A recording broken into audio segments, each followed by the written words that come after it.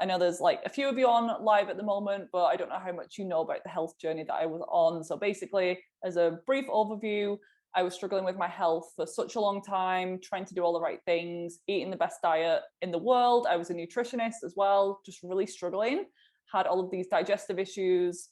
I had lots of hormone issues. I was diagnosed with PCOS. I had really bad acne and hair growth issues, and was just struggling to find out what was going on.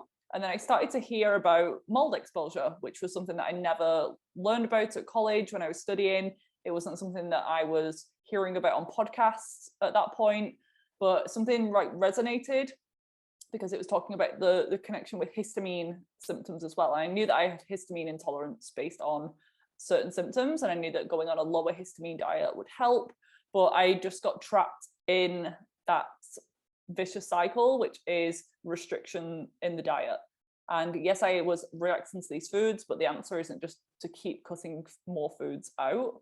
That was actually making the situation worse because I was then depleted in nutrients. It was very difficult for me to add foods back in. So I connected the histamine piece to the mold piece because people were talking about how the root cause of mast cell activation and histamine intolerance could be mold. I then just had a light bulb moment, and I thought there's several people in my household. I was living with my parents at the time. My mum had some health issues. My dad's had some health issues, all very different. But that's something that you need to consider when you're looking at environmental things. And genetics get blamed quite a lot. So some people will say, oh, my mum had really bad periods and endometriosis, so that's why I do. But is it more that you both grew up eating a similar diet, you were both using similar toxic skincare products, or were you both exposed to toxic mold, you were both constipated for all your life? Those are probably the factors, not just the genes. And then I tested, it was off the charts, really high, and I was kind of glad, but also kind of overwhelmed because it was brand new information. But then I literally dedicated my life and my days to researching mold and went deep into the research. I've spoken with like some of the best mold practitioners out there. A few have been on my podcast, like Dr. Jill Christa.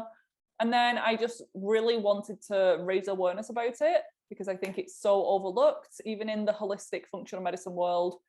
And people are doing all the right things, they're trying to heal their gut, but they're really struggling. At that point, that's when you should consider mold as a factor. And with my clients now, I try to not just jump to it straight away, because something like fatigue could obviously be driven by not sleeping well, lack of recovery at the gym, just basic deficiency. So I never go in there like just asking people to investigate mold right away unless they want to, or unless there's specific red flag symptoms that could indicate that. But it's always something that's in the back of my mind, and there are certain symptoms that raise the little mold flags in my brain. And I just think it's a huge problem worldwide. There are certain risk factor areas, and having an older house increases the likelihood, but doesn't completely rule out new homes. The way that they're built these days means that they're trying to be more energy conserving, which is good for maybe energy bills, but it's not great for mold exposure and airflow. Humidity levels can be really high because it's all very insulated. And mold loves humidity, and it loves moisture, and it loves being nice and warm like we do. So this is why we have such a big problem.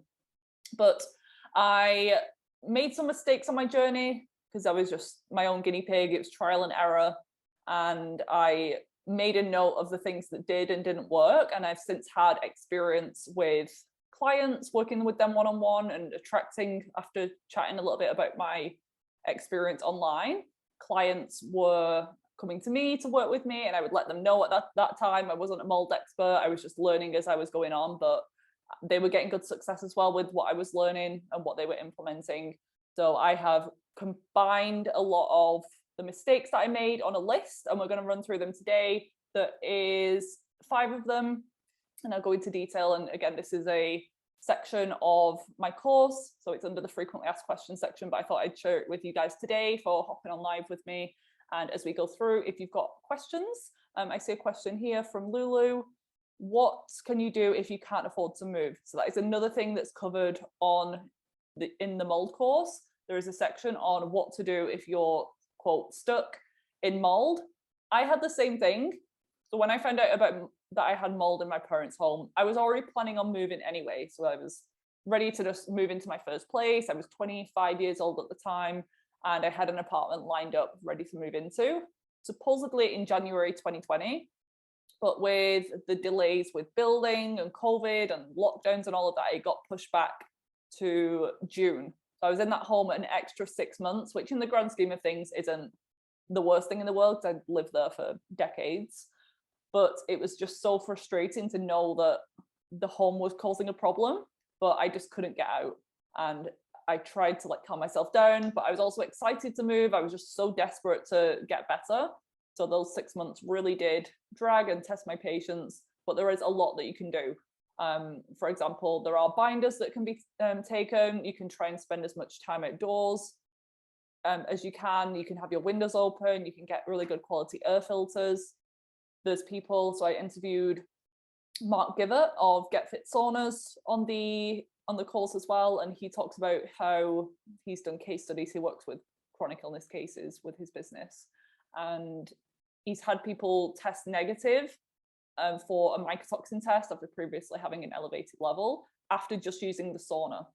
So there are ways that you can just have these toxins come in, and then you support the exit as well on the way out, which is how it should be. We should breathe something in, and if it's toxic, we should just get rid of it straight away. But long term, you don't want to be stuck in that situation where it's just a chronic exposure, because there's so many other stresses and insults we have thrown at us, and it all comes back to this toxic bucket.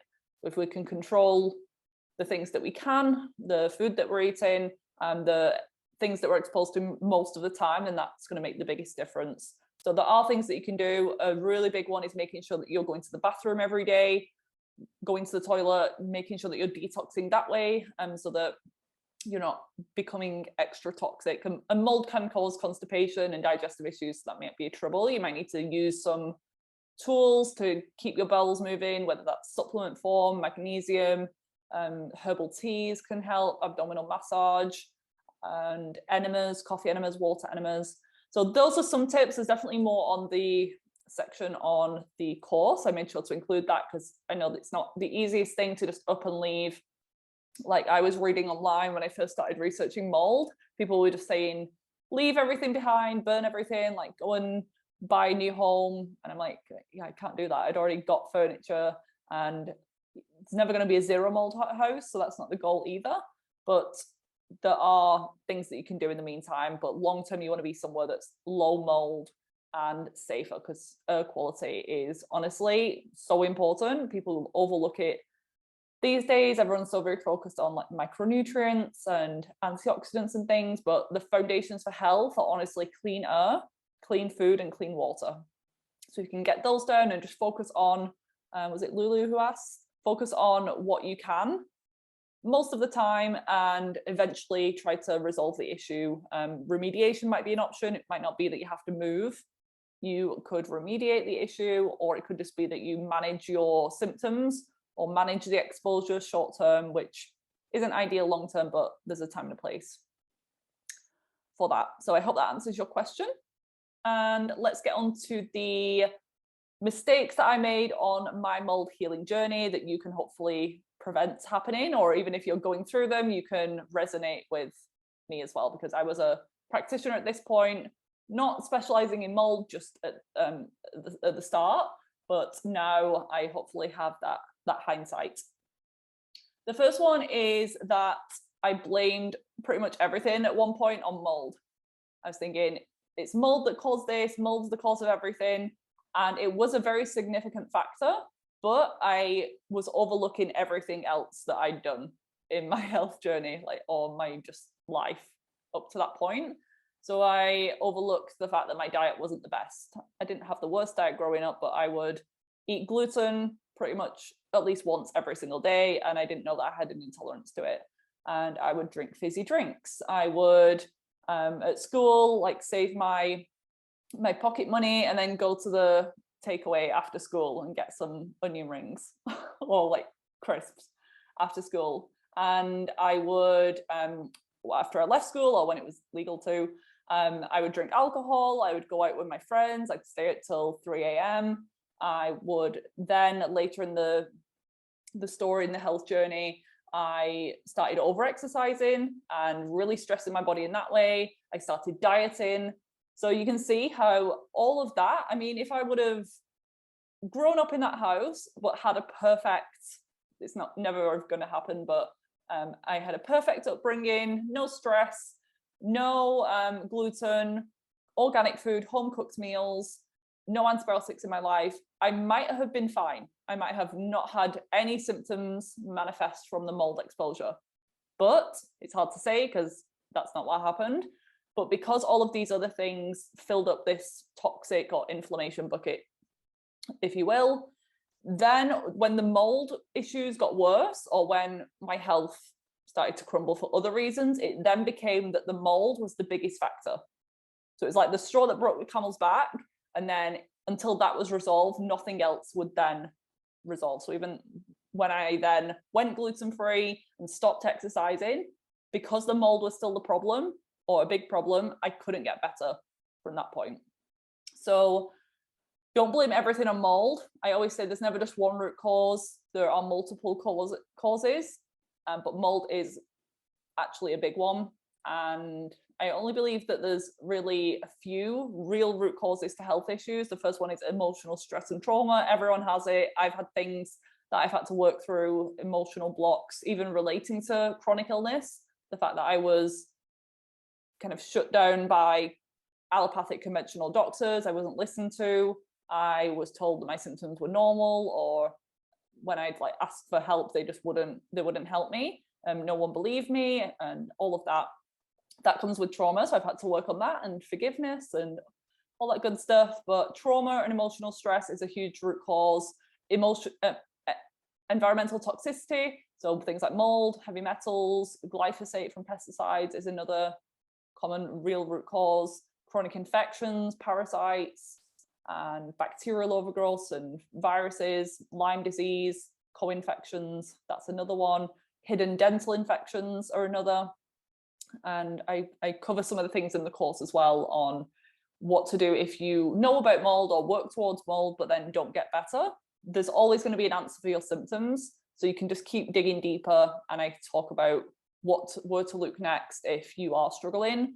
And mold isn't the only factor, because once you've had exposure to mold, you often develop other conditions as well because of how suppressed your immune system is, because your body isn't detoxing properly. You often run into infections, candida overgrowth, thyroid issues that you then have to go and recover, even once the mold exposure has been addressed. So you might have moved, but if you've never actively gone in and repaired that problem, then that's probably why you're still symptomatic. So don't blame everything on mold, acknowledge it, but also kind of take responsibility for everything else that's happened along the way, and don't just be victim mode and blame something outside of you, because that's not what happened. There are people out there who live in mold and they're symptom free. There's different genetics, but if mold was a problem for everyone, then everyone would be sick. So there's other things that's allowed you to react to the mold along the way. Again, if anyone's got any questions as we go through it, I'll happily answer any. I'm going to stay on for probably like 45 to 60 minutes. So I'll be here a little bit longer, and I've just covered number 1 of the 5 mistakes that I've made. The second one is that I regret and shouldn't have started to fear mold. This was early on in the journey as well, and I feel like at the year mark, or the 18-month mark, that's when it started to change. Because mold has been, and I cover this in the course, the science behind it, what we need to know. Just because I didn't want to make the course doom and gloom and make someone like petrified of mold, that isn't the goal. The goal should be neutrality, awareness of mold, but not anxiety and fear and panic. Mold has been on the planet longer than we have, and we've successfully evolved to this point in human evolution with mold. So it can't be that bad if you think about it. But the reason that we do have mold illness in some cases, and mold is, I think it's getting worse. It's definitely becoming more recognized, but I also think the rates have increased as well. is because of other stressors and other toxins that we're exposed to. It's like this toxic soup these days, and stress is coming at us from all different angles. We've got emotional stress, we've got dietary stress, we've got environmental stress, EMFs, the materials that our houses are being made out of are like very unnatural. We're living in very unnatural ways. We're all sat inside in our little homes all day long and no one's getting sunlight and fresh air. So mold on its own might be fine, but mold combined with EMFs, which make it, I think, 600 times stronger or 300 times one of those, it's just a crazy number. But is it the drywall that we're using in our homes? Is it the Wi-Fi and the 5G that we're being exposed to? Is it mold plus all of this toxin, all of these toxins that we're rubbing on our skin every day, the pesticides in our food? It's probably that. So we don't want to fear mold, because that's not productive and it's just going to make us sicker and more inflamed and more stressed, and our body's not going to heal when we are stressed. We're going to be in fight and flight mode instead of rest, digest and heal mode, the opposites. You can't be in both at the same time. And early on in my journey, because I found out that it was a big factor and it had contributed to my health issues for such a long time, I became obsessed with trying to avoid mold, which is just ridiculous because that's not possible. And I was fine, like I was scared about mold in my home, but then I'd happily go out in a forest and be surrounded by mold and mushrooms and all of that. And there is a difference between the types of molds that live indoors versus outdoors. But now I'm at the point where it's just neutral. I'm like aware of it, which is great. And I'm glad that I went through what I did, because I now can be mindful and I can investigate my home once a month and have a look around just with a curious mind, not freaking out, scouring every corner, nook and cranny for mold. But I'm at the point now where it's just fine. And I'm, like I said, I'm glad that I went through what I did, because next time I'm wanting to move, I can maybe do a test, or I can go in with my mold goggles on, just having a look. And my nose is like a bloodhound now. I can sniff out mold from a mile away. So if you ever want me to come around and test your house, I can do that. But yeah, let's not fear mold. And the way that I designed the course, like I said, is not to cause more fear. It's actually to calm you down a little bit. There's a lot of work on brain rewiring stuff and simple tricks that you can do and mindsets that you can have on a daily basis, just to help you heal and help your limbic system become less reactive to mold, because it can happen. I honestly believe mold PTSD is real, because when I moved into my current place, I didn't want to contaminate anything. And even when my parents would come around, I would be able to smell the mold. My senses were just so heightened. I could smell the mold on their clothes, and it was just so overwhelming. They would come in, like try to hug me, and I would just try and back off, and they'd try and sit on my couch, and I'd put like a blanket down, pretending that I wasn't really doing anything. I was just like making it nice and tidy for them. But I was actually really stressed when they'd come round, which is very sad, because and this didn't last long. Like it would be a couple of weeks, and I was just like, what am I doing?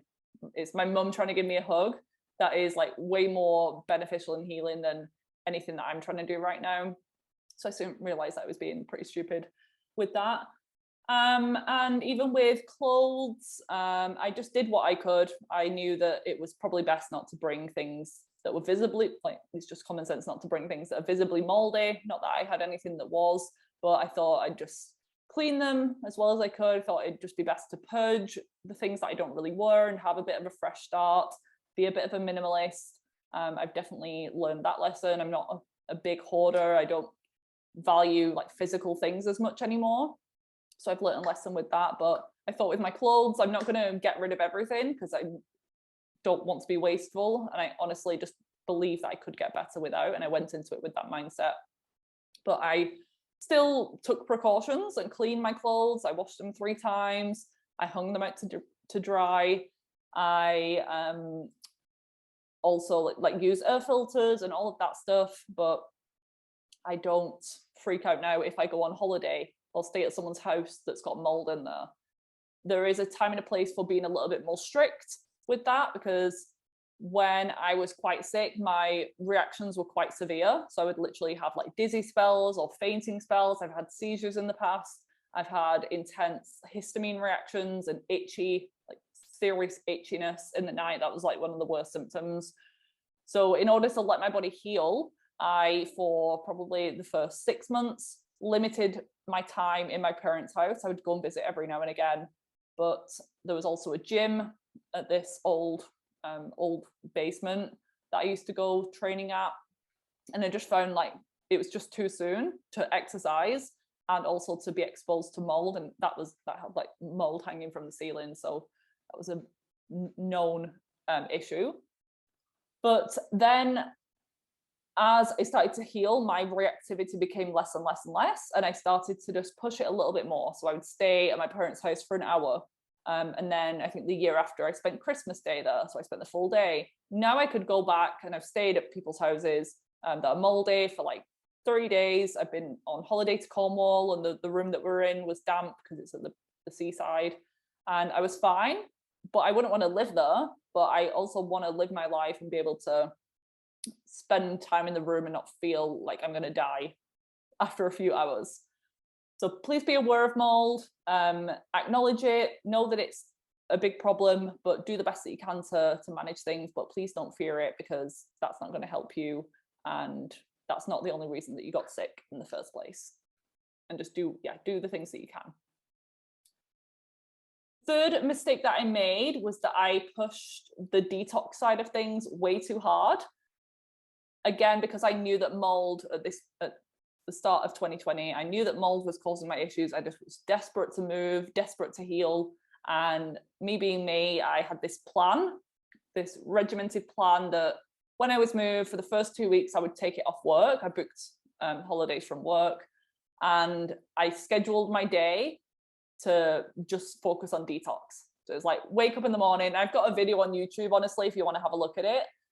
It was just filmed on one day, but that was pretty much my life for about 2 weeks. I would wake up, if I remember, I would do things like body brush, I would have my smoothie, I would take my supplements, I would go for a walk, I would come home, do an enema, use my sauna mat, have a detox bath with Epsom salts.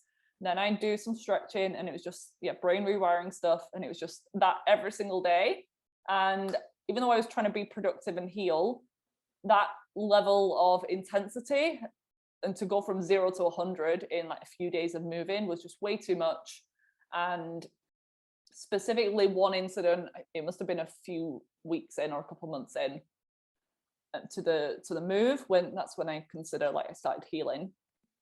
I bought an infrared sauna mat, and the guy who runs it, Mark, I did an interview with him on the course, but they gave me like a support call as part of purchasing it, because it was quite a big purchase, so they give you a little bit of guidance on how to get used to it. So I explained my situation, and they said start with a low medium heat for about 5 minutes, and I was like, that's not going to do anything. It takes 5 minutes to heat up in the first place, so I thought it's a bit of a waste of electricity, like it's not really worth anything. But I listened that first time, I did 5 minutes and literally didn't feel a thing. So the next day, and she said don't even do it every day, do it every 3 days or every 2 days.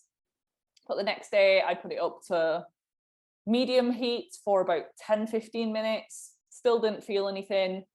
That week I'd also decided to start antifungals, which I now know I was not ready for, because I was still very inflamed. I had some signs of liver congestion, so I wasn't really detoxing properly, but I thought I'd start antifungals because I was so desperate to get better and get rid of the mycotoxins and the candida overgrowth that had happened along the way. I started so much at once. One morning, and this morning I also woke up and started my period, so just another little extra stress to my body. So I woke up one morning like quite early at like 4 a.m, just really tons of energy, just felt really weird. But then I woke up and went to the kitchen, started making my smoothie, and just felt really dizzy, just like a typical detox reaction that I'd had in the past. My symptoms were dizziness, extreme hunger, like sugar cravings, can't get enough food, and this dull brain fog, fuzzy head situation. They would be my main detox symptoms. So I started feeling that way. And I knew immediately that it was the combination with the sauna, me starting my period, and me starting antifungals way too quick. I'm pretty sure I would have been on a binder at this point, but in previous years, whenever I'd do a gut protocol or detox protocol, I'd never take binders. And I used to really struggle with herx or detox reactions, and that's obviously why I wasn't binding to any of that. But that morning, I then started to feel really sick and dizzy. So I headed towards the bathroom and ended up passing out. And as I was fainting, I grabbed hold of my radiator on the wall, my brand new radiator, and literally pulled it off the wall and smacked my head on the floor. Immediately got up out of shock, and I was just like, what is happening? This is so intense. That was probably the worst detox reaction that I've had. And then I think I just took an extra binder and just rested. And then a few hours later, I was absolutely fine. So my body was healing a bit quicker at this point, but I was just flooding my body too much with so many new things, not remembering that when I moved, my body started to detox. When I stopped breathing in that toxic air, my body started to detox anyway. So sometimes when I'm working with clients now, I just tell them to not do anything for those first few weeks. Because for as long as inflammation is high and you're breathing in this toxic air, your detox is going to be suppressed, the opposites. So as naturally, when you move, your inflammation is going to come down because your toxic exposure is coming down. Your detox goes up. So your liver will already start filtering better, detoxing better, you'll be less inflamed. So then if you go in there and start pushing more and more and more, you're just going to ask too much of your body, and it's just going to stress you out and actually slow you down. So a big thing in the course is going fast is slow. So going too fast is going to slow you right down, and you'll probably hit these roadblocks and have to stop everything, and then you start again, and it just takes forever. Whereas going slow is ultimately the fastest route. And I can't emphasize that enough, especially if you're someone who is sensitive, who has chronic symptoms, who is very reactive, very histamine, knows that you react to food and supplements. Usually these people know who they are, but please don't detox as hard as I did. Try one thing at a time, go slowly at the lower dose than you would expect, and give your body time to adjust to what you're doing, and just respect your body in the process as well. Your body is trying really hard all the time to heal and repair and recover. So try to act and support with it, not work against it. Okay, if we got any questions so far, we're on number 4 of the mistakes, and then I want to share a little bit more about the course. So number 4 is that I restricted my diet too much and for way too long.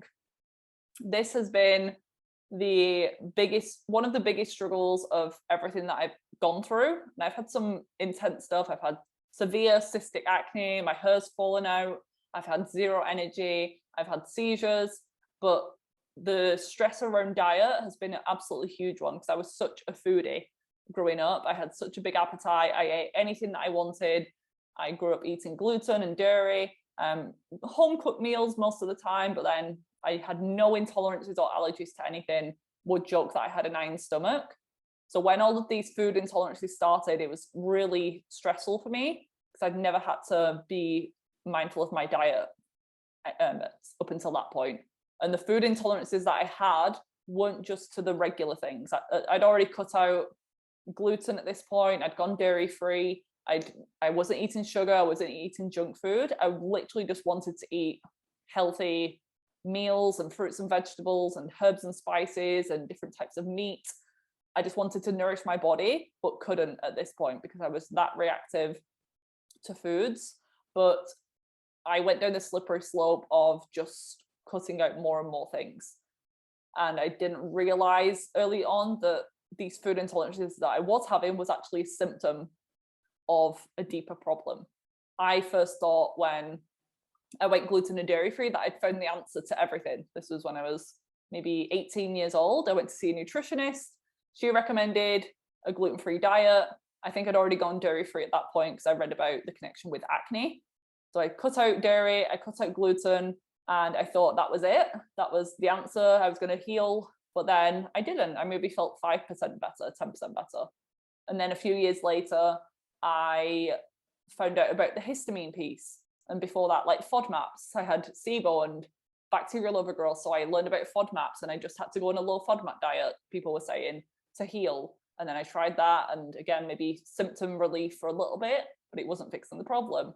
And then the histamine piece came. And that was a few years ago, maybe like 5 years ago now. And I was eating high histamine foods because that's the food that was promoted online when trying to heal a leaky gut. I knew that I had a leaky gut, so I just had to do what they were saying. Eat loads of fermented foods and avocado and bone broth. And my skin was so bad. My anxiety was through the roof. My scalp was itchy and inflamed. And I literally thought I was just detoxing.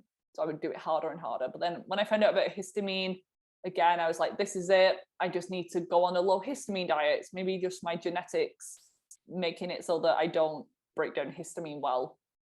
Not knowing at this point that it was the mold exposure and the fact that my immune system and my gut was so messed up, I could be reactive to anything. And if I just start cutting out histamines, and I also cut out nightshades and salicylate rich foods, it's not the food that's the problem, unless it's the obvious junk food and crap that's out there. If it's healthy foods and you can't tolerate them, unless it's an allergy, it's just a symptom and it's a sign that something else deeper is happening and going wrong. So we need to just fix that instead. There's a time and a place for a food elimination. So I really think that cutting or reducing, you don't need to completely avoid histamine-rich foods to see an improvement. But I do think that reducing my histamine foods took off a bit of stress from my body and meant that I wasn't so inflamed, so that I felt a little bit better. But I definitely cut out too many things, just trying to find triggers, even for my acne. So I had other symptoms for histamine. Acne was a big one. And then I started to think, maybe it's meat, maybe it's eggs, maybe it's nuts, maybe it's grains. And the more that you restrict, the harder it is going to be to heal and even to bring foods back in, because your body kind of forgets how to digest them. And then it's a whole process of reintroduction when your immune system's just reacting to everything when you have leaky gut. And I did it for too long as well. I wasn't really sure what my root causes are. So at first I thought I just had SIBO. I thought I just had parasites and yeast overgrowth and candida. So because I was doing the diet during that time, I thought I was addressing the root cause of the problem, because these diets should be short term whilst you're working on something in the background. But because I wasn't actually fixing the root cause, I was just on it for too long.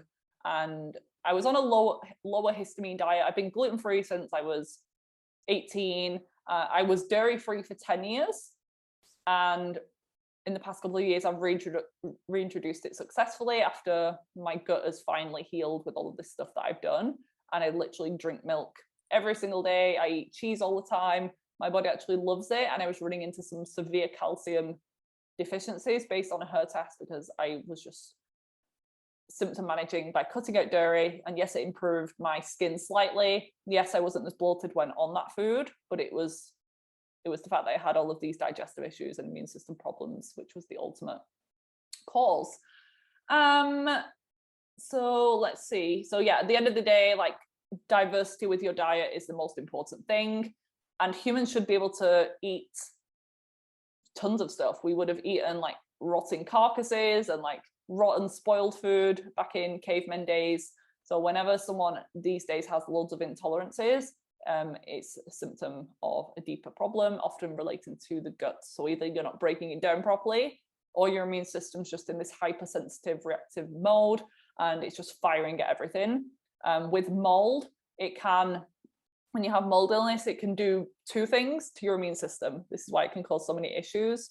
So it can suppress arms parts, or they're called arms of the immune system. So it can suppress certain arms, meaning that you have more issues with chronic infections, you get sick frequently, you're prone to food poisoning. you can't heal very well. But then there's other arms or parts of the immune system that are overactive, overstimulated, and hypervigilant. So this is where that food intolerance, autoimmune allergy, histamine piece comes in. You can have a double whammy, and that's what really confused me at the start. I didn't know if I had overactive immune system, underactive immune system. I was like, what is going on? But mold can definitely do that to you. And there is a section in the course on diet. So there's, I think it's 8 or 10 nutrition tips that I think everyone should follow. Some really important things. So definitely follow that one. But then there is a separate section on histamine rich foods, because I still stand by the lower histamine piece for a lot of people. And I'd say 50% of my clients do benefit from a lower histamine diet, but it's not like a gluten intolerance where you have to fully cut it out. Just be mindful not to overdo it at certain times of the month, around your period, or when you're really stressed, because your histamine levels are already going to be much higher during that time. So you might just want to avoid the fermented foods around that time, or foods like spinach. There's a whole list on the course that you can go into, and there's antihistamine foods as well that you can increase. And then there is a section on 2 other food intolerances that I see very commonly. So you can have a look into that as well and do some diet experimentation, because food is the foundation and can make a huge difference to your symptoms and can give people a lot of relief, especially if they struggle with pain, digestive issues, brain fog. Sometimes seemingly healthy food could be contributing to that. So it's good to be mindful, but not hyper focus on the diet and just start cutting out a million different things. Because yeah, if you could be eating the most perfect diet in the world, but if you're really stressed about it, or you are just living in toxic mold, you're not going to be fully healthy, unfortunately. And I just saw a few questions here.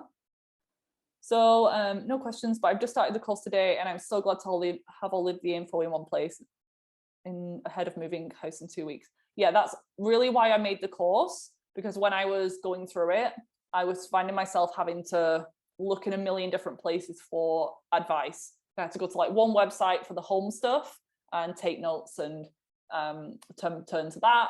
And then the diet stuff, it was a whole separate thing.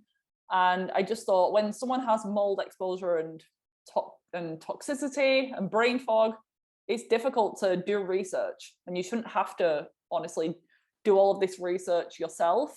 You shouldn't have to be your own practitioner and heal yourself. You should have a team of people who help you and guide you and support you. So I put everything in one place in, I hope, really easy to digest ways, because my brain, when I had mold brain, was just not functioning. I felt like a 80-year-old woman with dementia.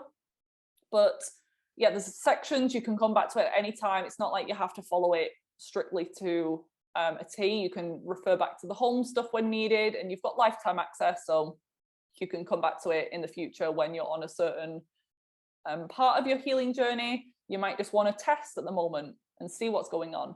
And I honestly just hope that everyone has this information just in case they run into an issue in the future, because I think it's becoming more common.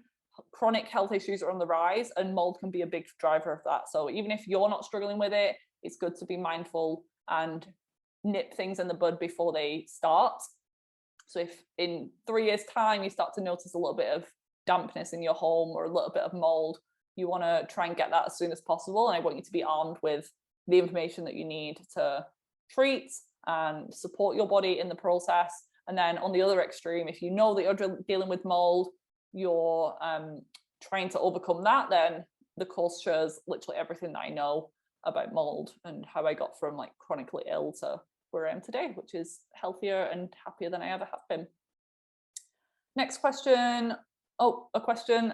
So what's the most surprising benefit you've had from getting out of mold? I would say I'm shocked at like how physically different I looked, because I got used to what I look like for so long. You honestly forget like what your normal is. So I got used to just looking so inflamed. And even on these pictures that I've shared on Instagram, and I'm showing a body one this week, which is even crazier, I think, than the face one. But I took pictures of my body, pictures of my face a few days after moving. So right at the start of, I'd say the start of the healing journey, even though I'd been working on my health for like 10 years before that. But yeah, I'd say the physical transformation was a huge one.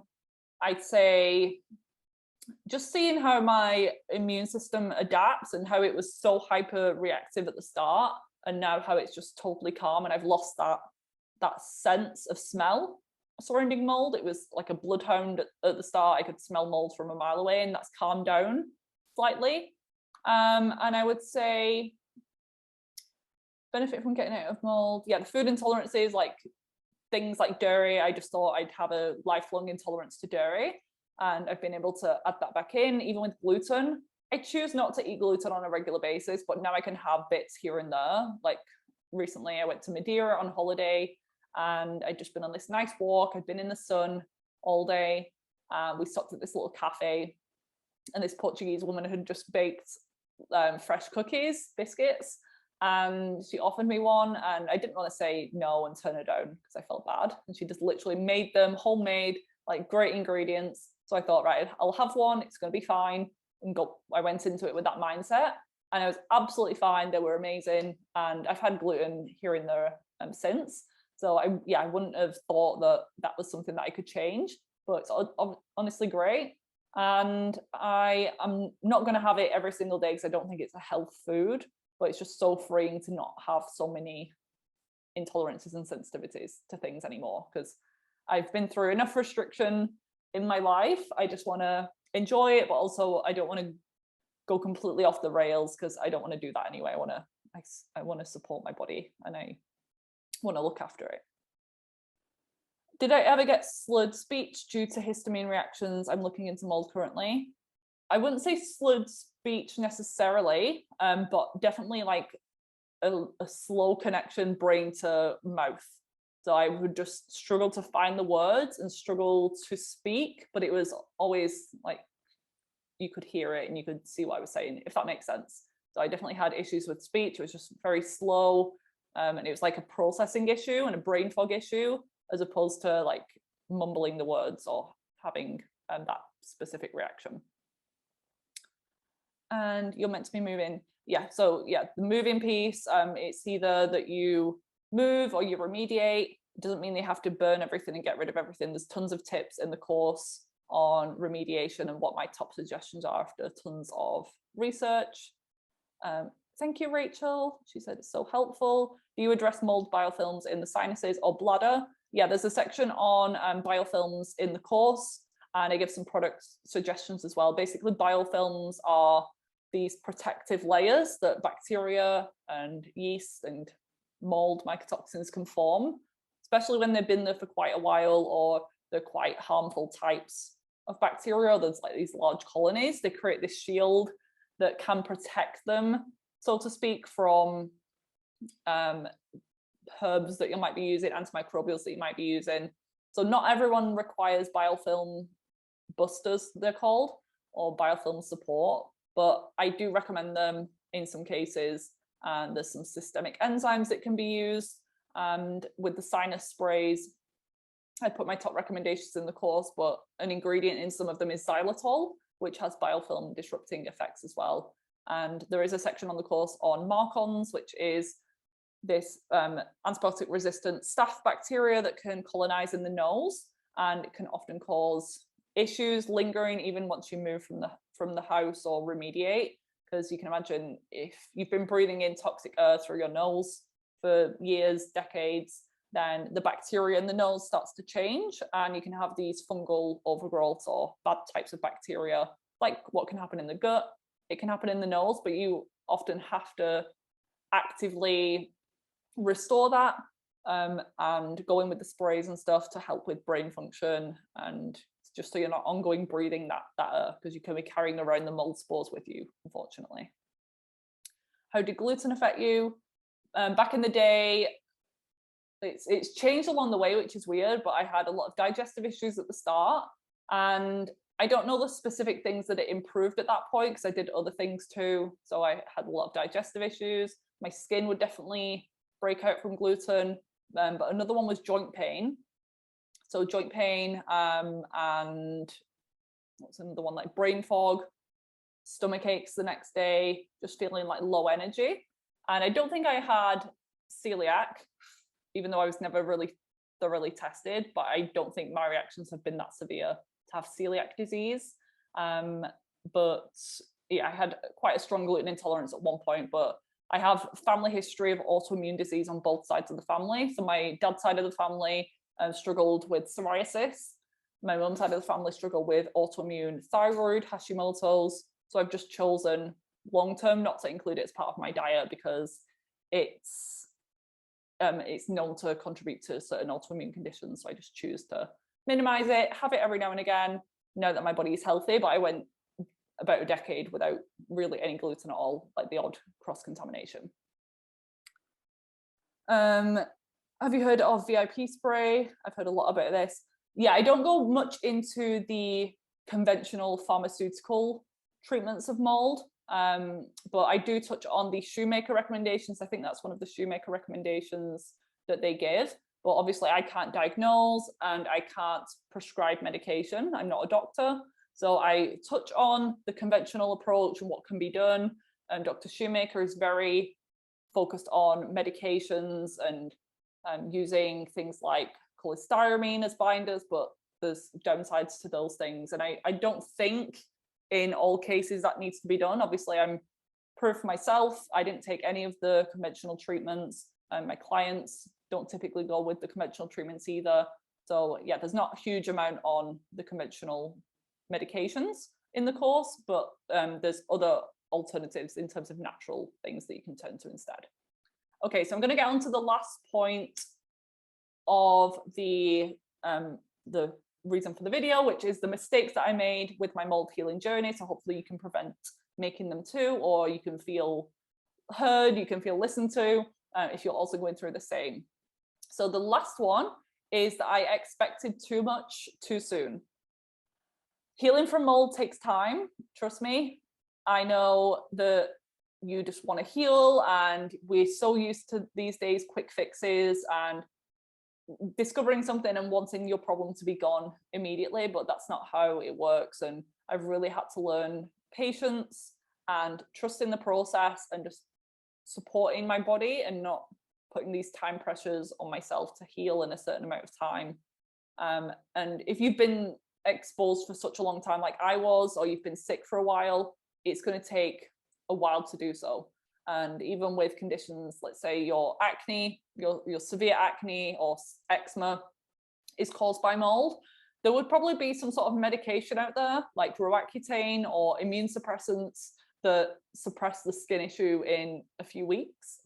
But the true healing hasn't happened. So as soon as you stop taking that in the future, the issue is going to come back probably with a vengeance. So what I try to do is treat the root cause and let the body heal naturally, which might take longer than you expect, but it's so worth it because once your body is healthy, it's so easy to stay healthy. And you also have to go in and repair the damage, quote, so to speak, because mold can cause a lot of issues to your immune system. It can affect the thyroid. It can affect pretty much every system in the body. So even if you've moved from mold or you've remediated, that's step one. That can take months in itself to fully sort all of that out. But even after you move, you want to then go in and fix the problems. And it might take, for example, like 3 months to start to balance your minerals after doing so. And then you might then work towards a gut protocol. And a skilled practitioner can help you with timelines, because it's not just that you find out about mold and start killing and detoxing mold. That's the last thing you want to do, because you have to make sure that the body is prepped towards that. And that can take months of prep work to then actually get to a gut healing protocol. And then the gut healing protocol might take 4 to 6 months. So you can see how time just, it feels like you're constantly like working on something, but it's so important. And a good average estimate for most people, a good timeline that I like to give, is at least a month of healing for every year that you've been sick. And when I say for how long you've been sick, that might be since you were a child. You might not have the same symptoms as you do now, but it can just be manifesting differently. So you might not have had chronic fatigue then, but you might have had tonsillitis, stomach aches, and eczema. You were still imbalanced at that point, so you still need to give your body time to heal all of that. And for my expectations, I just thought, like, give myself a few months and I'll be good. Like, I just need to have some time off work, just detox hard every single day, and then I'll be fine. But as I told you before, I had some major setbacks with that, where I just had to stop everything at times because I was just pushing it too much. But the goal is to have some improvements within a few weeks, hopefully, of moving. And it could be as small as having an extra 10 minutes of sleep a night, or it could be that you had a good afternoon of energy when you're usually rock bottom in energy. So little things like that. But for the true healing, I would say it happened for me at the 1 to 2 year mark after moving. And I always count the move as when I started to heal properly. But bear in mind that I had been on my health journey for 8 years before that. So I'd already been eating organic for a while. I'd been gluten-free that whole time. I'd been slowly cleaning up my toxic product use. But until I moved, that's when I would really say that my health healing journey started. And then I would say 1 to 2 years. And I'm at the 2 year and 1 month mark now. So I'm just kind of out the other side. And I would say that I have none of the major symptoms that I had before. I would say I'm 95% better. I do, and I say this on the course, I have some lingering blood pressure issues as a result of developing POTS and mast cell activation from how ill I was with the mold. So I do have issues sometimes with dizziness, where I stand up and I get dizzy, or when working out and moving my head, I can get dizzy. But compared to literally passing out frequently, compared to having like a skin full of cystic acne and zero energy all the time, I would say, like, for some people this is like nothing. This is the goal. I know I can get better, so that's why I say I'm still working on it. It's an ongoing journey, but you want to give your body so much time to heal and repair and detox and work on all of these things. So please don't expect too much too soon, because you're just going to be stressing your body out and pressuring it even more, which is just going to cause more inflammation. So they are my top 5 mistakes. Again, just to recap before we finish. Number 1 is don't blame all of your health issues on mold like I did. Don't fear mold. We've evolved with it. It's part of a natural ecosystem, and it's not the only bad guy. It's all of these other stresses and toxins that are making it more harmful. I push my detox too hard, so you definitely don't want to do that. You don't want to restrict your diet for too long, and don't expect too much too soon. Trust the process, give your body time, and don't add additional stress into the situation with your mindset and your expectations. So before we finish up, so just had a message. Thank you, very helpful session. Looks like I'll be at this for a lot of years. So yeah, and that's fine. Like, it's good that we know this stuff now.